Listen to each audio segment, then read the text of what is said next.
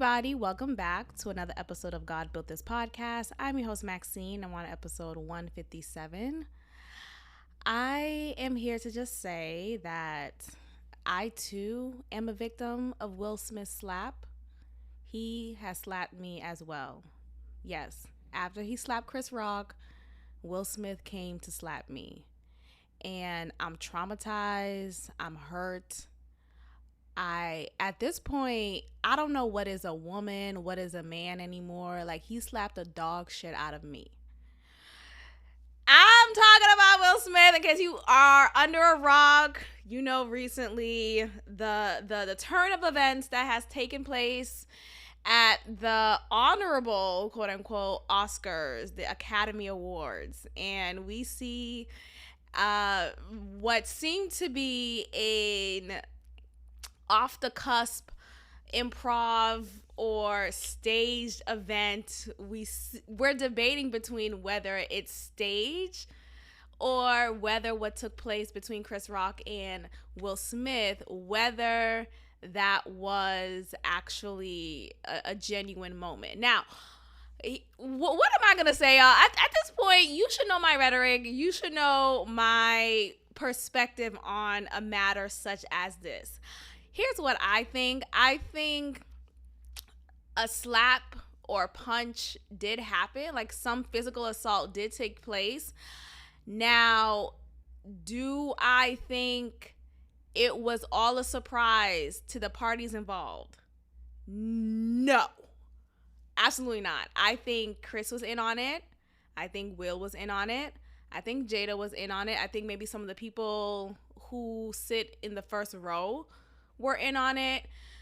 Definitely the producers, at least some of the main hitters.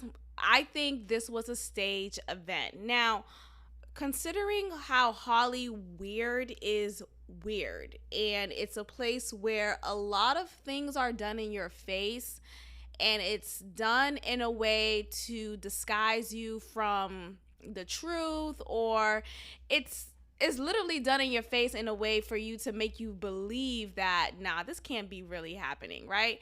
It makes you wonder, you know, what's truth, what's fiction, what's not, all of that.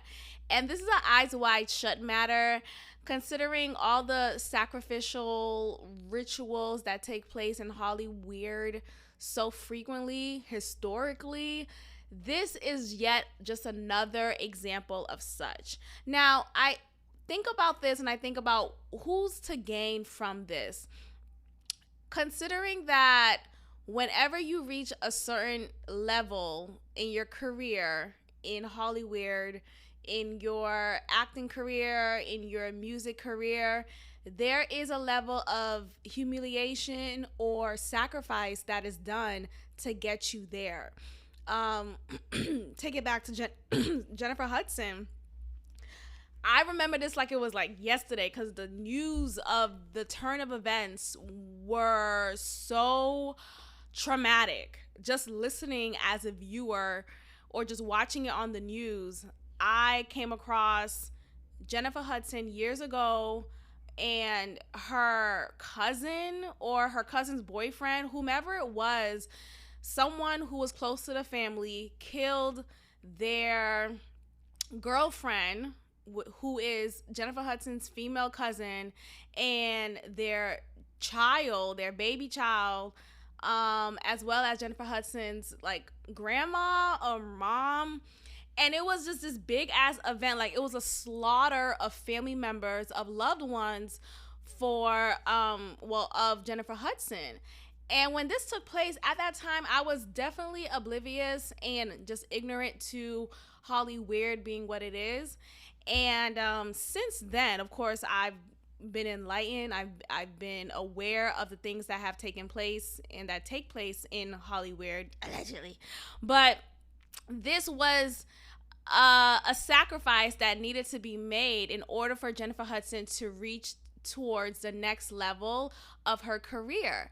After that point in time, Jennifer Hudson was more well known. She was more in your face. Like, remember the time when she was always in that commercial of Weight Watchers, I think it was, and in the commercial she's singing, you know, she has a loud ass voice, like, girl, can you close your mouth? But she has a loud ass voice, and that commercial will always play. Um, she was on. She was in movies. She was in shows. She was recognized more as an actress, and maybe it was at that point when she wanted to pivot her career towards acting and not just music. So this was something that needed to be done, maybe allegedly, in order for her to reach to that next level. This is just another example of a celebrity or wannabe celebrity getting into the career of acting, of music, and wanting to ascend higher and higher. In this case with Will Smith, this is his first Oscar. This is his first Oscar, and it's a pivotal moment, right? He's a black man, and he's come from so much, right? West Philadelphia, born and raised. Now, shout out to Bel Air. Bel Air is that show. Like, oh my, just cinematically, that's the word. Just cinematically, it's a good show. It's a beautiful show. I just love watching all of the characters, all of the actors on the show. They're just so beautiful in their own way. It's just so aesthetically pleasing. It's well lit. Like, wow. There are certain lights that are really made for black skin, whether that's lighter skin, black skin, or darker skin, like any hue of black, they just know what lights go well. It's a really beautiful show, but it's well written, it's well acted, it's well expressed, well delivered. Like, literally, it's dope. It's really dope. Anyway, going back to what we're talking about. Will Smith is the first black person, and yeah, I think so. First black person to have won that award, to win an Oscar, is definitely not something taken lightly. It is just a next door to enter into your career accession aspiration. And I feel like this embarrassment needed to be done in order for him to accept this next level of ascension in his career. Now, aside from that, right, if you want to look at it outside of it being this sacrificial, ritualistic moment, I think ultimately this was a sucker ass move. Like, I don't feel like this was a matter of honoring your woman or feeling like I don't know, like, that's just not something I feel like was dope for me. Like, I wouldn't, like, don't sucker punch someone. Like, I feel like at the very least, if you were really offended, which, and we'll get to that joke, because what the fuck was the offense? Like, what? Like, can we protect comedians? At this point, I need to create a shirt that says comedians' lives matter, because the attack on comedians is bigger than just, oh, well, you gotta protect the vulnerable class, right? The LGBTQ folks, the Black Americans, just minority groups that are just groups that are disenfranchised. I feel like aside from that, this is an attack on free speech. And we're getting into a place in our society where when free speech is consistently attacked. You have to consistently fight for your right to say whatever the fuck you want to say. And, you know, whatever repercussion happens. But when we're attacking comedians for literally doing their job, it is their job to shit on people. It's their job to tell the truth. Like, and their job is to deliver in a way that's humorous, as best as they can to the audience that they're delivering it to, but to try to transform comedians into this TED Talk, just politically correct ass Muppets, I'm not in favor of. So I will always side with the comedians. And for Will Smith, like, wasn't he a comic at one point? Like, he was a stand-up comic, I believe. For him to be for him to have a comedic background, let me just say that at the very least. And for him to react the way that he did, it just shows that he's just a whack-ass dude. Like, what? First of all, let's talk about the joke. So the joke, so we see that there is a physical change in Jada's appearance. She has a bald head now, and prior to her having this bald head, she had luscious hair. There have been many pics in the past of her, or there are many pics of her from the past of her wearing her natural hair, or what it looked like it's natural hair. Like, it was before lace front wigs was a thing, but at the time it looked like it was like her natural hair. I think it was. And her hair was it looked thick, it looked healthy, it looked luscious, it looked good. So I think that transition from having full hair to now completely bald definitely is jarring, right? Just no disrespect, it's a bit jarring.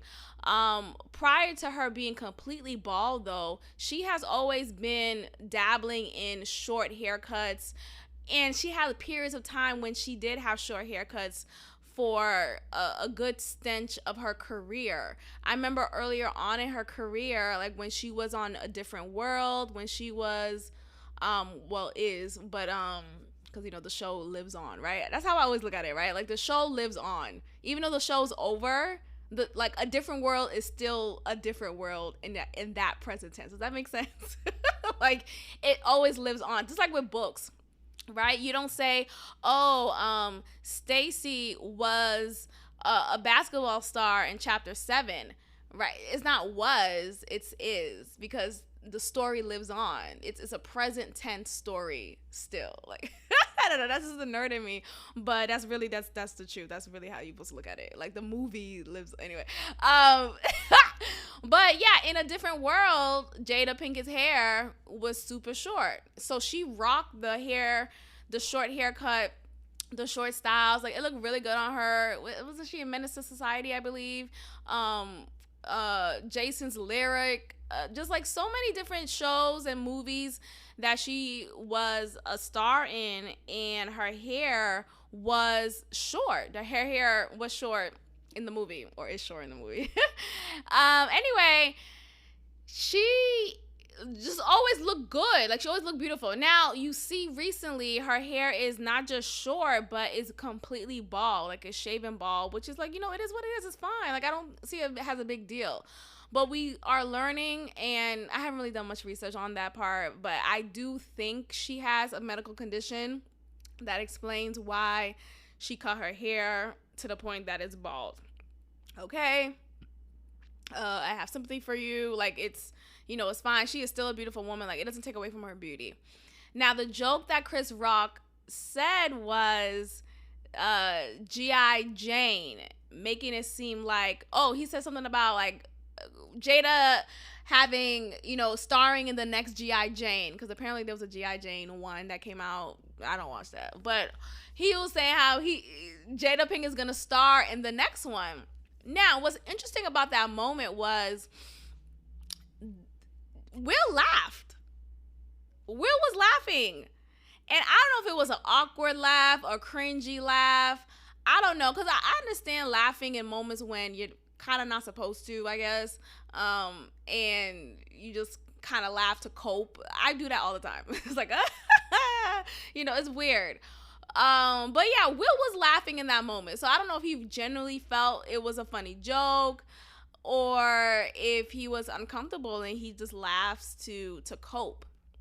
So in a clip that I saw, we see Jada roll her eyes, give him this like, ugh, look, like very annoyed.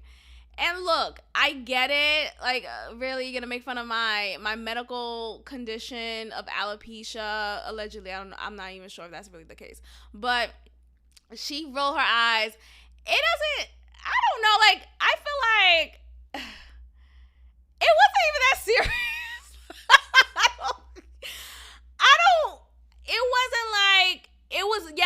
Chris Rock said it was a G.I. Jane joke.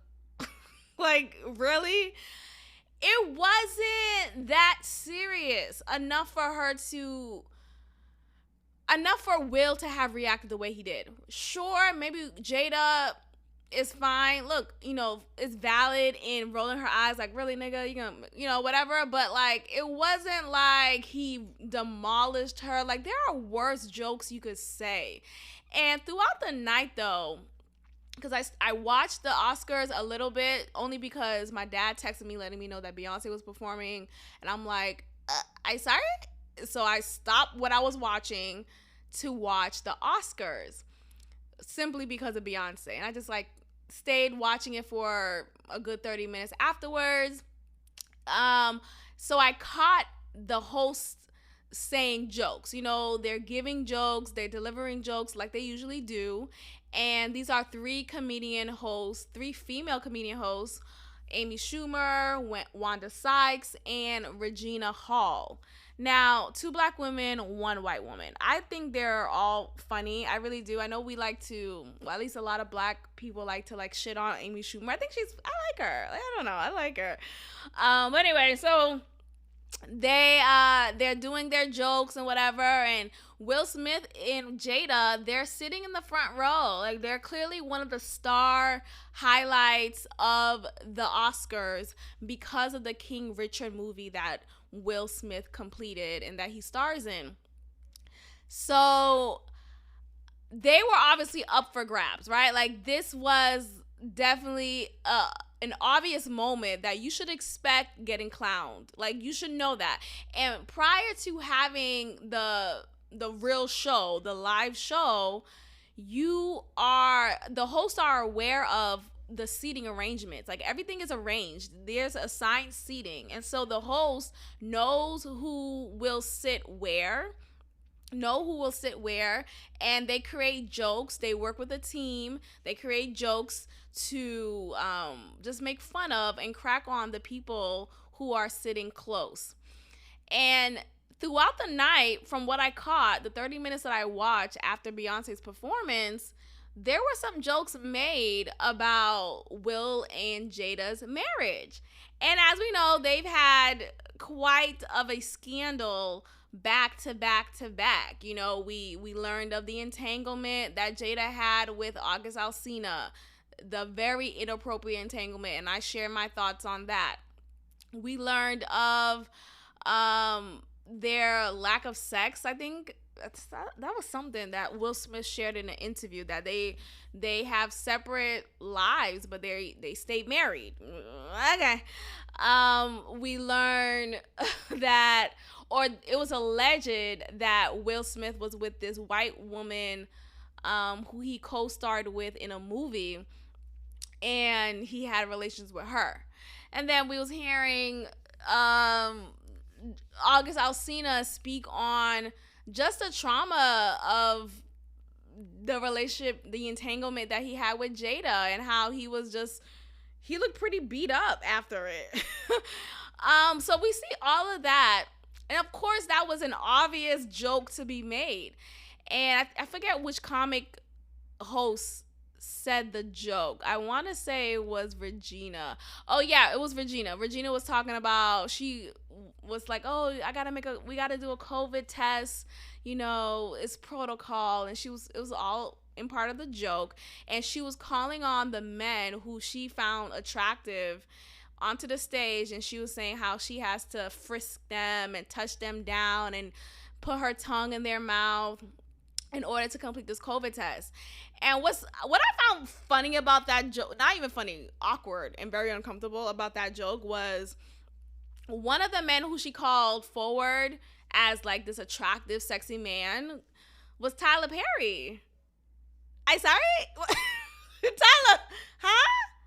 First of all, Tyler Perry, for the longest, I thought he was gay. And I deadass still think he is, but, that's not my business. And what made me kind of surprised was he has a child, and he was with this woman for a period of time who I thought, I don't know. Anyway, he was with this woman who is, like, she definitely wasn't a black woman. She was like this like Indian type of woman. Pretty girl. I remember seeing pictures of them because we're like, wait, Tyler Perry has a child? With whom? Like, we, what? And then so we saw some pictures of, and I'm saying we as a collective, like us as the audience. We see pictures of him having just red carpet moments with this Indian looking woman, or Hispanic, one of them, but she had brown skin. I would say she's more Indian. And they're taking pictures together, and it's reported that she is the mother of their child. And so, okay, I guess he's not gay. Sure, whatever. So maybe they're not even together, because Regina Hall, in her joke, she was only picking the men who were single, or were publicly single at least. And Tyler Perry was one of those men. So I was surprised, one, that, yeah, he's single, and then two, well, really one. The first reason I said was really number two. The first reason is Tyler Perry, like, huh? Madea? You find Madea, like, I will always see Madea and Tyler Perry. Like, look, say what you want about Madea, Family Reunion, Madea Goes to Hell, Madea rots in jail, like, all the Madea movies, I get it. It's like a cheap scale, but look, that nigga is rich, so he did something right, and it's entertaining. Ashtray, bitch. You know, it's entertaining. Ashtray. It's entertaining, so it is what it is. But for you to find him attractive, I mean, look, to each his own, but at the very, girl, tell Tyler Perry said that she should have still called up Denzel. Maybe she wouldn't want to, because Denzel is he's so honorable now. Like, he surpassed the level of like, oh, this sexy hunk, I would, fuck him type of thing. He's now this, like, you respect him. Like, you don't say you want to suck his dick, right? You just respect Denzel and his craft. Like, you don't say anything else, because other than that, you're disrespecting yourself. Like, why are you doing that? So anyway, I get her for not picking Denzel. But yeah, the joke was funny when she said, "Is your son John David?" Who he is handsome. His son, who stars in that movie with Zendaya. That dumbass movie, that black and white movie where they kept on arguing throughout the night. Like, can y'all break up and go home? What? I'm not about to be arguing with you the whole day. They argued in that movie from dusk to dawn, okay? Morning, noon, and night. Daytime to nighttime. AM to PM. Are you guys happy? Is this happiness to y'all? Anyway, couldn't catch me. Okay, anyway, so what was I saying before? I'm trying to get back to it, but I get so lost in thoughts. I think Will was a sucker for what he did. I feel like, this is a stage. This was a setup. I feel like, if anything, if he was really upset with what was said, like, there's a way to, there's decorum. At the very least, like, go backstage, meet him backstage, and fuck him up. Do that. You don't have to show us that. Or win the Academy Award, go on stage, and, like, insult the living shit out of him. Like, there's a way to do it. I just feel like there's class.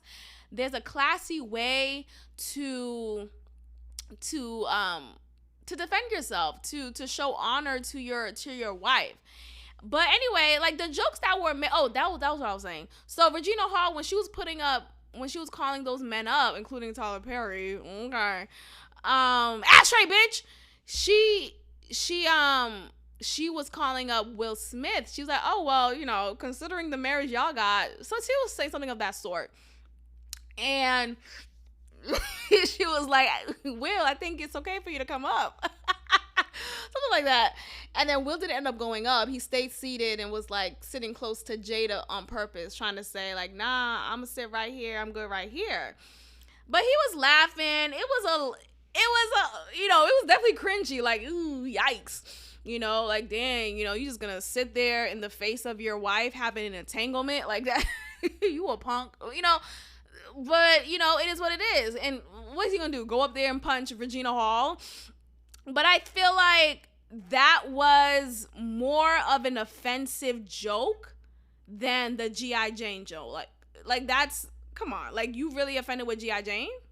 That really offended you? Or offended your wife enough? Like, I feel like at the very least, your wife should be more embarrassed from embarrassing you, embarrassing herself, from having an entanglement with August Alsina, or just with anyone, but with August Alsina, for him to be this 23-year-old, 22-year-old kid at the time who was friends with your son, and you to have an affair with him, bitch, you should be cringing at that, not cringing at Chris Rock saying G.I. Jane because of your bald head. Like, girl, you look good like, what?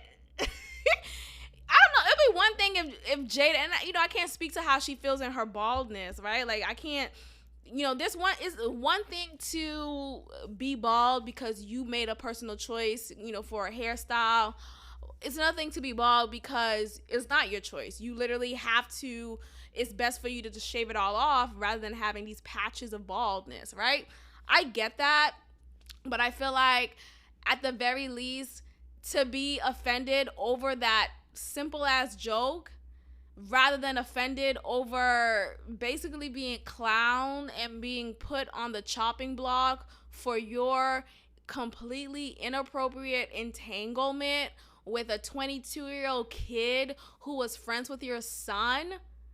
Girl, like, that's what you should be cringing at. That's what you should have been rolling your eyes at. So it was just all so ridiculous, so over the top. Him screaming, what he say? Keep my wife's name at your fucking mouth. Okay, and look, I love. Maybe I'm just biased too, because I really love Chris Rock. Chris Rock is that nigga for me. Ever since I came across him, like, I mean, not physically, not in real life, but when I started just really following more comedians and just really admiring the art of comedy, and I was watching different stand-up shows and specials, watching that Chris Rock special, I can't remember which one it was, but it's the one when he's wearing the suit, the black suit, the Men in Black suit, really? That's ironic. The Men in Black suit. And one of the jokes I will never forget, he's like, cracker ass bitch, take that, you crack ass motherfucker, you crack ass mother. Remember that special? And he was in multiple places, and he was like, give it up for Johannesburg, whatever. So he was that, that just really opened me up to comedy more, and I was just crying. But yeah, I just really love Chris Rock, and I loved him even in New Jack City with his cracker ass self. Like, he's hilarious. So anyway, for him to kind of really be put in a position where he is punked out, where he looks foolish because, he just got slapped, I just feel so bad. I feel so bad, and I feel like it's just so whack that we live in a world where this is acceptable, where people was consoling Will. And look, I'm not here to try to cancel Will. I don't think Will needs to be canceled necessarily. I feel like, though, there was more sympathy. Like, I don't know, like, did we see Chris Rock afterwards? Like, what happened with him? Like, did he send out a statement, a video message? Like, was there a conference had? It's like, after that moment, Chris Rock just disappeared. And, like, we didn't hear from him right after, and I don't know if we will from the point you listen to this episode. So, who knows? But I think it's whack how, like, if you're gonna fight someone, really be fight him. Don't just sneak up on him. Don't call your goon. Like, don't jump niggas. Like, don't do that whack shit. Like, that's corny. But yeah, I just really, and then Chris Rock, he has that face where he always looks like a doofus. Just mouth hanging out. He does that thing where his I love Chris Rock. So not only was he looking like that just naturally, but he was looking like that after getting slapped by someone. It's just, damn. But I respect how well he took it, honestly. Like, I just something about holding your composure is just so upscale to me. Don't get me wrong, there are times when it's necessary to wild out, whatever. But I feel like I think about the recipient of the punch and the person doing the punch. They want you to be upset. They want to tear you down. They want to put you on, the DJ Khaled, right?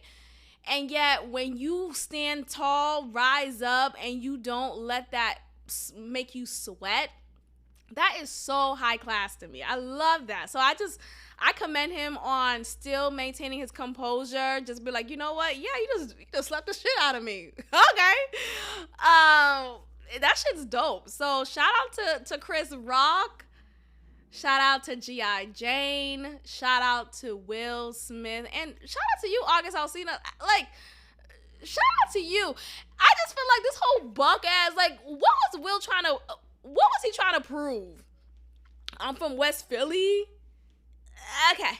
Call Meek Mill then. Like, nobody cares, Will Smith. Like, you was never this like gangster, this gangster rap. You was always this like cool guy, too cool for school, light and wavy type of guy.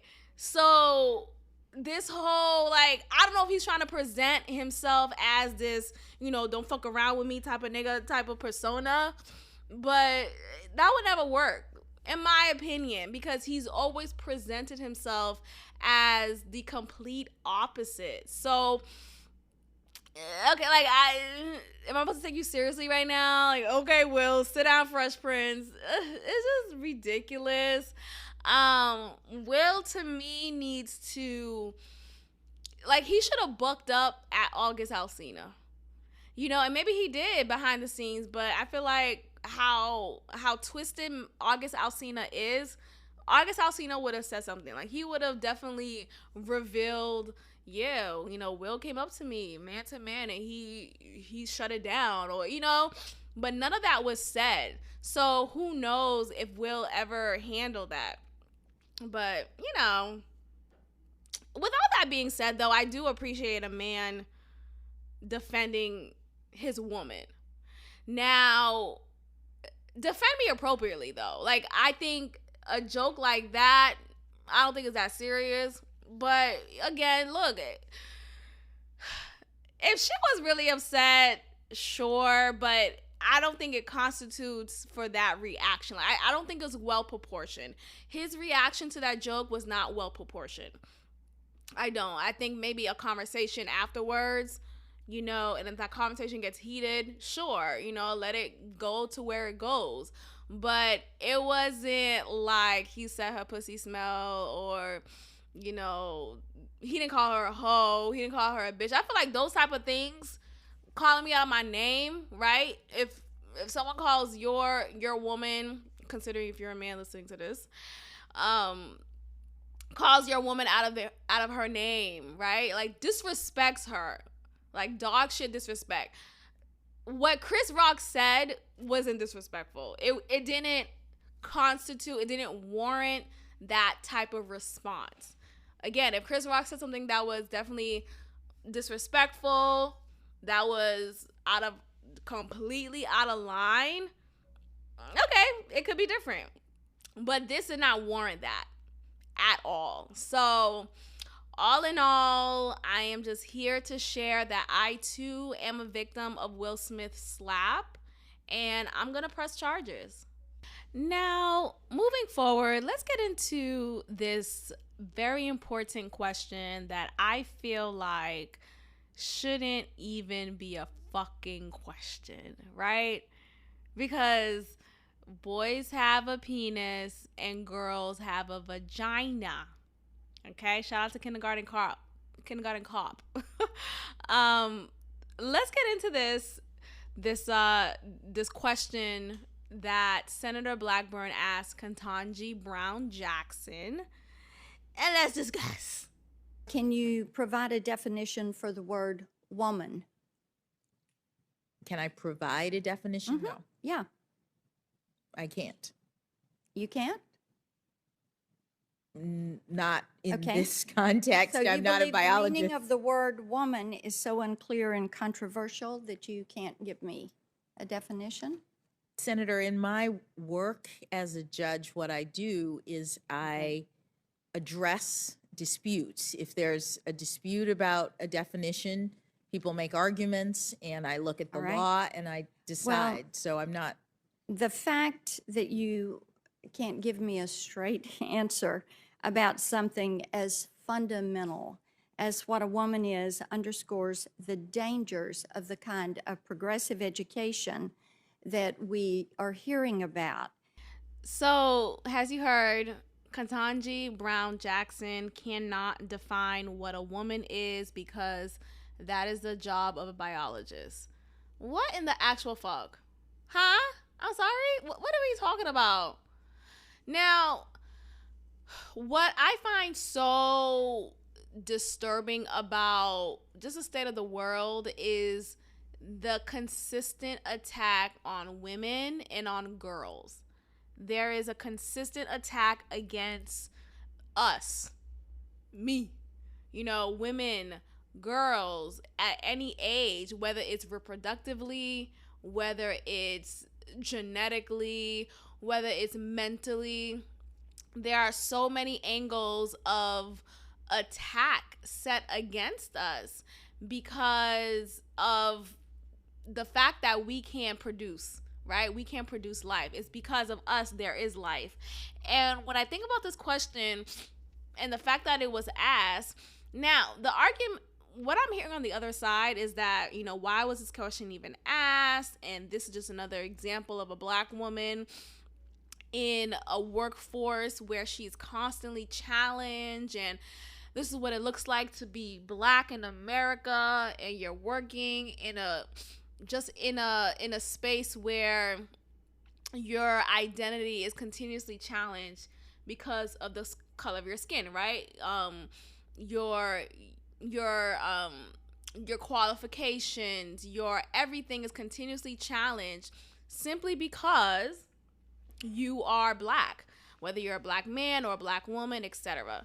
Now in this case, you have Ketanji Brown Jackson, who's a Black woman. She is nominated to uphold this honorary position of being a judge in the U.S. and what specifically was she trying to?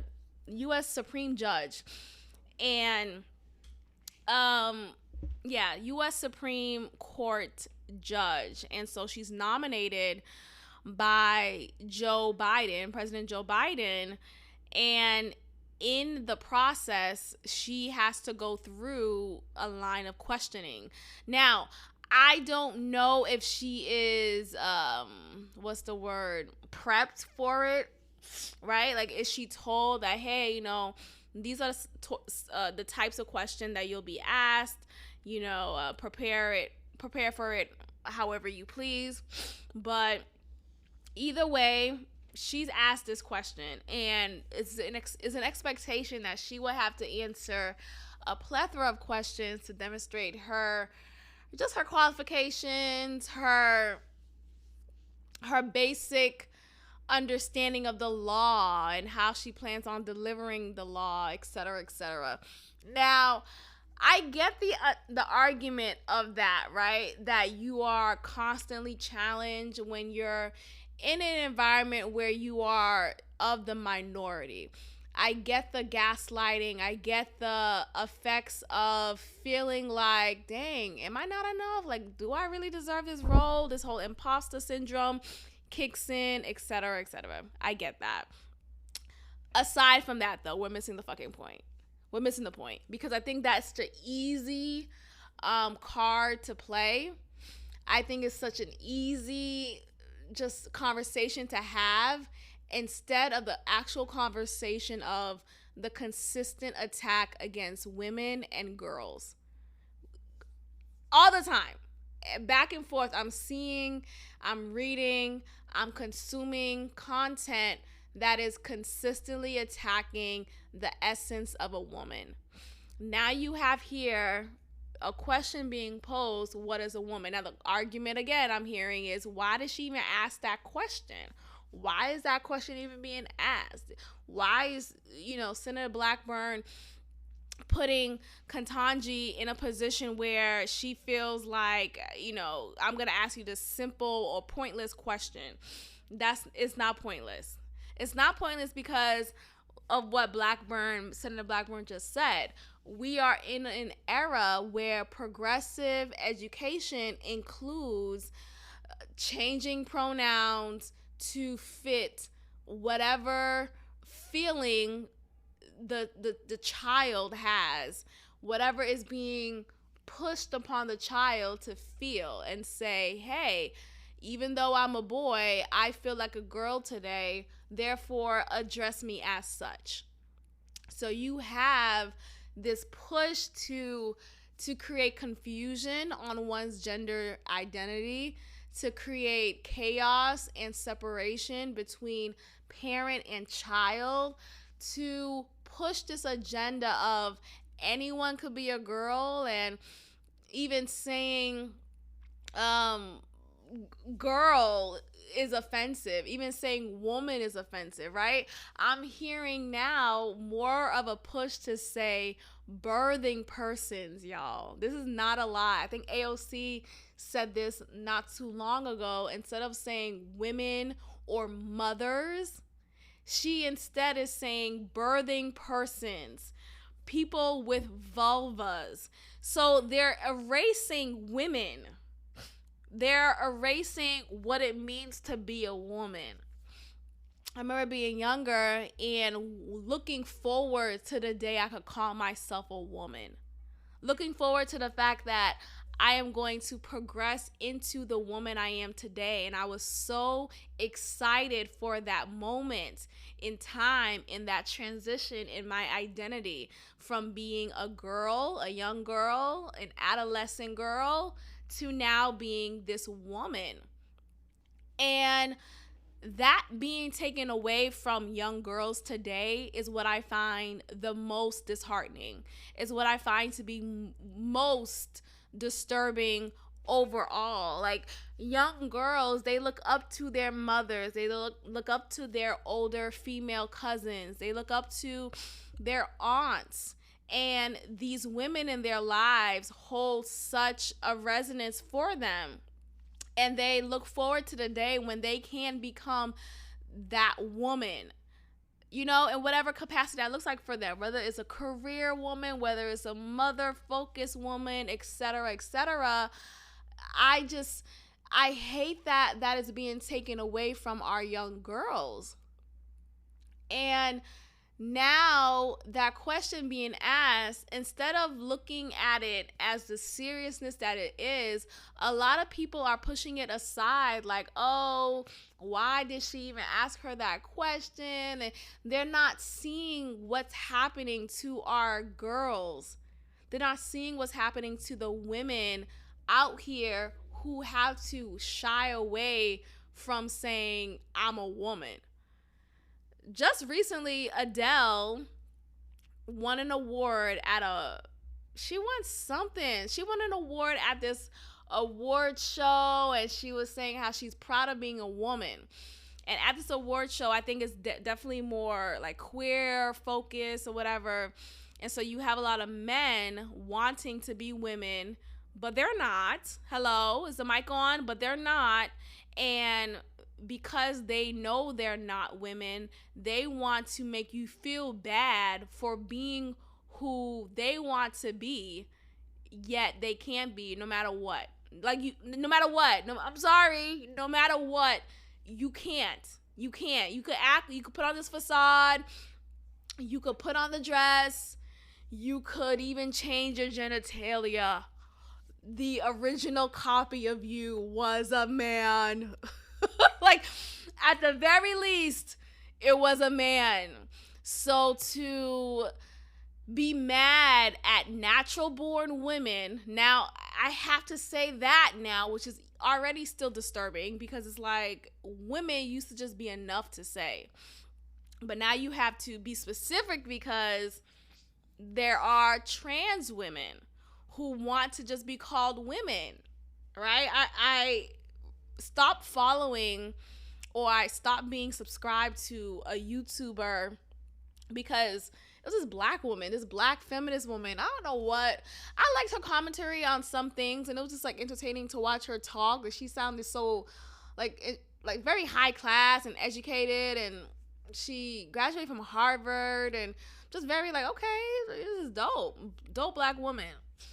But she kept on pushing this rhetoric of trans women are women, and I'm like, hey, sorry, like, am I reading this right?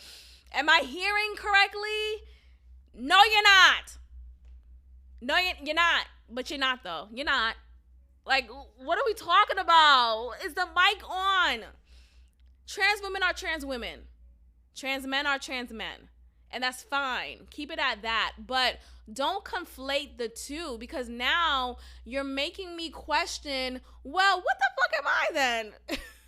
If you were born as a biological male and decided, hey, I no longer want to identify with my genitalia as this biological male, I now want to be presented as a woman, therefore say that I am such, and me as a natural born woman, I have to now say you're the same as me.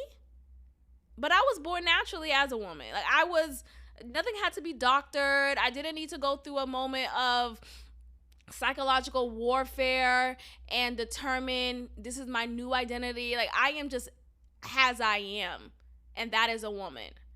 Now you had to go through hoops and battles and journeys and pyramid schemes to become this woman who you want to become, which is okay, but your journey to getting there differentiates us. We're totally different. It's because you had to go through these different obstacles to get to where you are. I didn't. I naturally am this. So when this YouTuber was like she was pushing out videos upon video, maybe she got paid. Like, I think she already had a large following on YouTube anyway, so she was getting paid already from YouTube. But I think maybe there was something behind these videos, because now that I come to think of it, like, it was a lot of content, and maybe she genuinely felt that way. Like, maybe she still feels it. I don't follow her anymore, so I don't know. But when something in my stomach, I was like, yeah, I'm not gonna watch this shit anymore. And I feel like when you get to a point when you're watching YouTube videos and you are just so irate, like, you feel your stomach is curling up, you're bubbling with so much feeling against of what the YouTuber is saying, it's about time to stop watching this person's video. Like, and she wasn't the only one who I unfollowed or unsubscribed. It was another person who I unsubscribed to who was pushing that same rhetoric so heavily. And he's a black man, a black gay man. And he kept on pushing that same rhetoric of trans women are women, trans women are women. Like, and I think she actually had like merchandise that read the words of trans women are women. And that was a push for so long. And I'm like, okay, I have to protect my peace, and this is not protecting it. So I'm going to go ahead and exit stage left, and I'll catch you on the flip side. But this right here is not the content that I want to consume. And it was at that point I realized, yeah, I could choose what I want to watch. I don't have to just keep up with certain things just because I've been watching it for a long time. You can make a change. Anyway, going back to this moment, you have Ketanji Brown Jackson saying she cannot answer the question. She doesn't know how to answer the question because she is not a biologist. And this is not something I find to be admirable or at all commendable by her. I feel like this is enough for me to look at her sideways. And to add to that, you have cases that she has judged and been lenient on of child predators. She gave one child predator 3 months in prison after he raped and molested several children. So, and this was not just one case. There have been multiple cases in which she has done so. So I think about, like, what's her deal? Why is she not quick or confident enough to share what the definition of a woman, right? And why is she so quick to be soft and lenient on child predators? Like, when I tell you children are being under attack, women are under attack, what are we talking about? Like, what's going on here? I came across a tweet just the other day, y'all, and I couldn't believe my eyes. And I'm not even gonna play it because what in the world is going on? But shout out to Tariq Nasheed because I got it from his page. I know he's controversial. I get it. Not a lot of black people like him, or like, it's mixed. Like, he's like mixy amongst many black people, which is fine. Whatever. But he's funny as hell. I think he's funny. I like his content for the most part. One of the things that he tweeted was of this TikTok of this visibly gay man who is dressed as a woman, makeup on, feminine top on, hair pressed down and curled at the bottom, white gay man. And he's saying that he doesn't like to go by woman because woman intimidates him. The word woman intimidates him. And because he never had the opportunity to grow up as a young girl, he wants to go by girl at this stage in his life.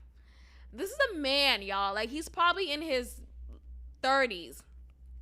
And he is pushing this new just presentation of himself and wanting others to treat him as such and address him as such and say, hey, I'm a girl. I'm a girl. And it's like gaslighting 101. You're literally lying to my face. I'm seeing a man, a grown man at that, not even a young boy who's trying to be a girl. I'm seeing a grown man who is doing his very best to convince me, a sane woman, and everyone else around who has their senses, that he is a girl.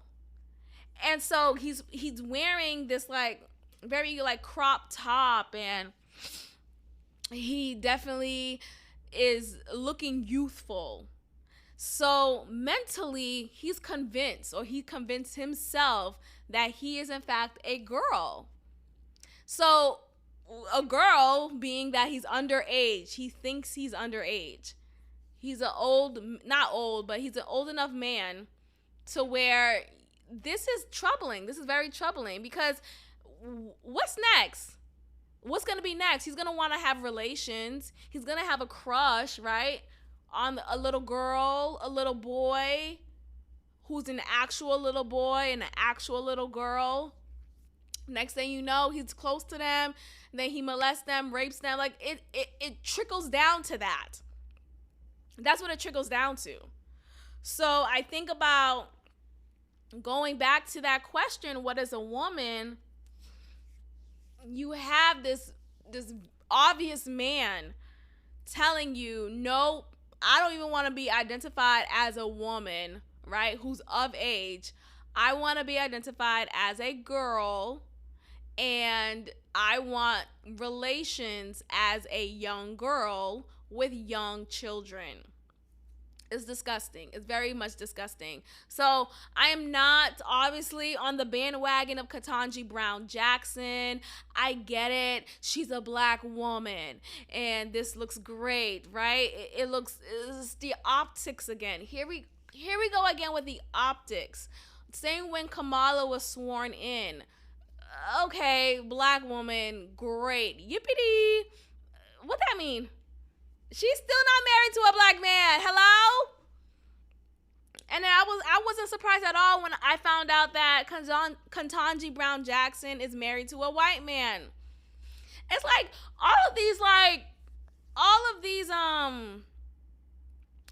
people who push this rhetoric of, just woe is me, black in America, and very liberal and very much leftist ideals. They're all married to non-black men or men who don't fall under their ethnic background. So like with AOC, she being Hispanic or Afro, whatever the fuck it is. I remember the start of my school year at work, they changed the term from Latinx to what was it? Latino X? Some bullshit. Like, can y'all stop making up words? At this point, it's enough. Enough. Are you Spanish or no? What? Are you Spanish? And I get it. That's not technically. I don't give a fuck. I grew up saying Spanish. It wasn't, oh, are you Hispanic? It wasn't like, it was, bitch, you Spanish. Oh, she's Spanish. The fuck? Now it's Latino, Latinx. Oh, that's what it was. So it was originally Latino, and then Latinx. That's what it is. Latinx is the new one because the X symbolizes just gender free, basically. Because if you want to be technical with the Hispanic with Spanish, the O at the end makes it masculine. The A at the end makes it feminine, right? So if I'm a Latina, that would be appropriate for me because I'm a woman, right? I'm a woman. So it'd be Latina. If I was a man, Latino. But being that they want to push forward this genderless identity, it's Latinx. Latinx, y'all. Latinx. So the X represents a genderless identity. Like, at this point, just go to bed. Just go to bed. Nothing is real. So the gender, the sex, none of that is real anymore. It's whatever you feel. It's however you feel. And teachers are supposed to make sure you are addressed as such. I remember one of my coworkers was, I stay talking about work here. It's my expression. No, I remember, in the beginning of the school year, you have like a lesson or two that just gives it's not like a real like class, you're not learning the curriculum. Instead, you're just like getting to know each other. Students are getting to know each other and they're getting to know you as their teacher.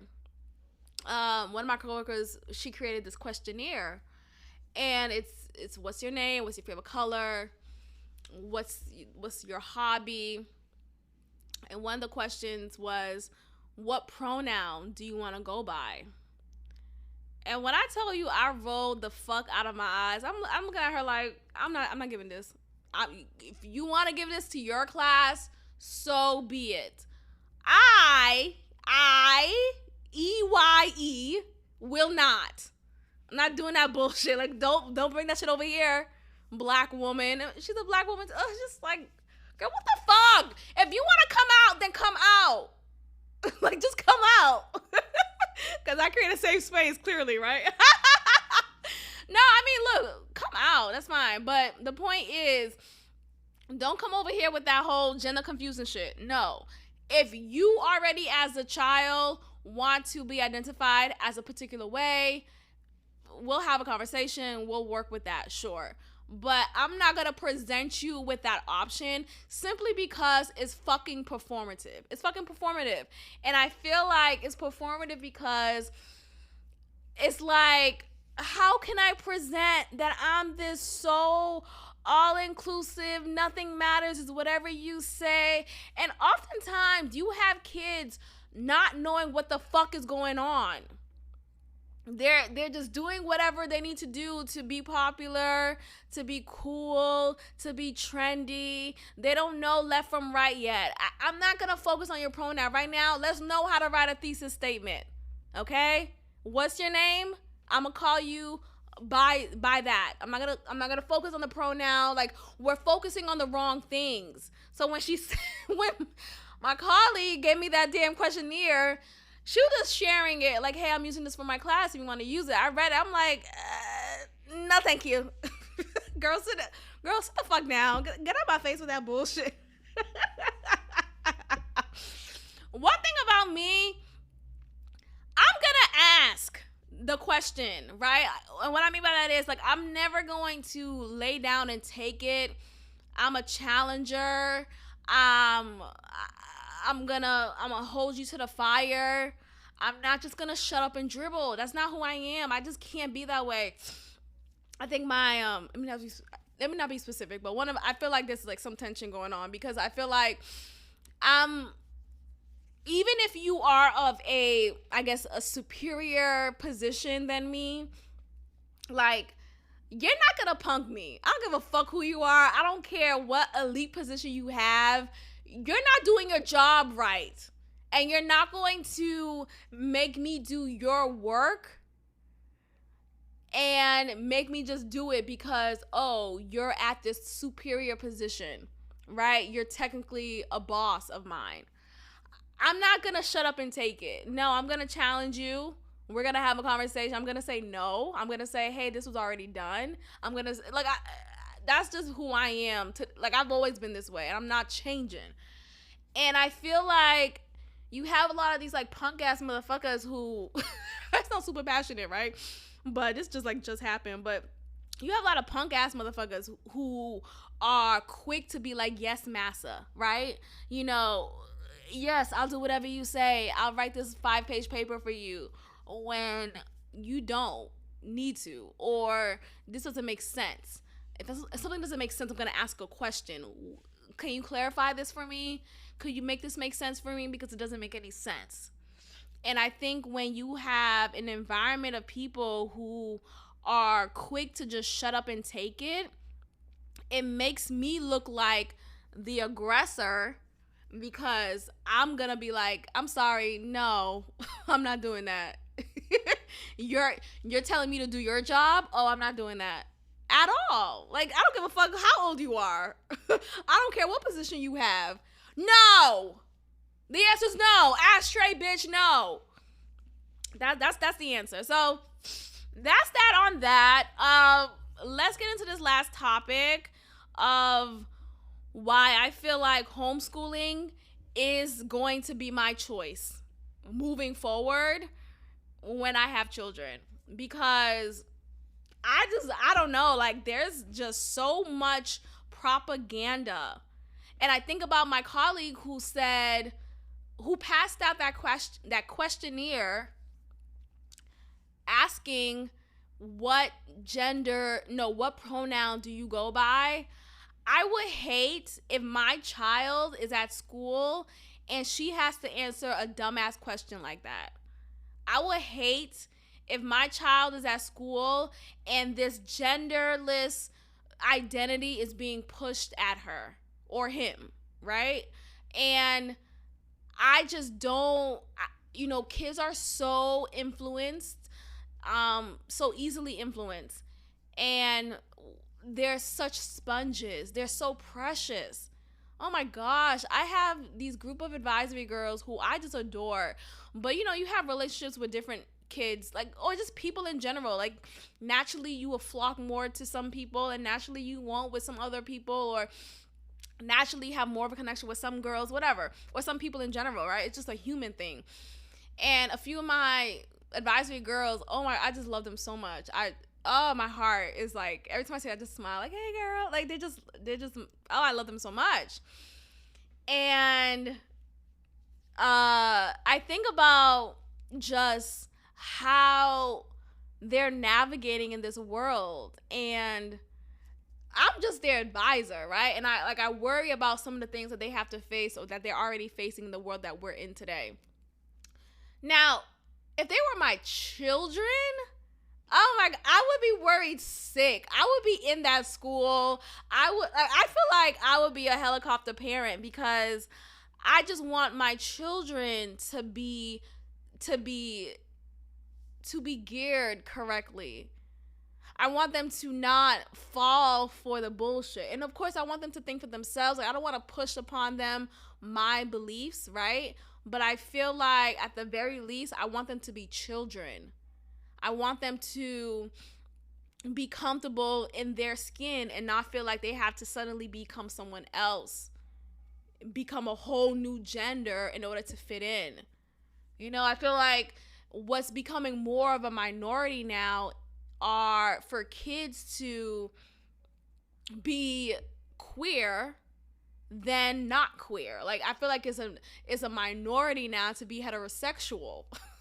Like, okay. And I don't want that pushed upon my children. Like, if you're gay, that's fine. But don't push upon my children to be gay because heterosexuality is not of the norm anymore. And I feel like by the time I have children, I don't know how this world's going to be, but the way that it's going now, the trajectory of the world now, it just makes me so worrisome that I used to think homeschooling was just like, you know, for fucking losers. Like, what? You're homeschooling your kid? Like, I don't even know, like, you know, your kid is antisocial, your kid's gonna be awkward and have autism, like some shit. And come to find out, the more I learn about homeschooling, I realize that there are programs and organizations set in place for homeschool children to meet, to form leagues, to come together and participate in sports and activities, so that there are opportunities for them to engage socially, to build on those social skills. They're not locked in a room, homeschool forever. And that's what I thought for the longest when I thought of homeschool. But I'm seeing so many examples of homeschooled children who are now adults. I see them on YouTube, man.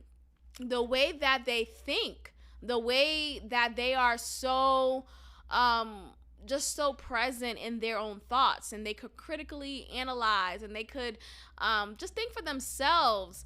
I'm like, wow, I want my child to be just like that. Like, I want my child to be just like, and I hate that I don't trust schools enough to create or to build and mold children to be like that. Instead, you have children who don't have opportunities to travel.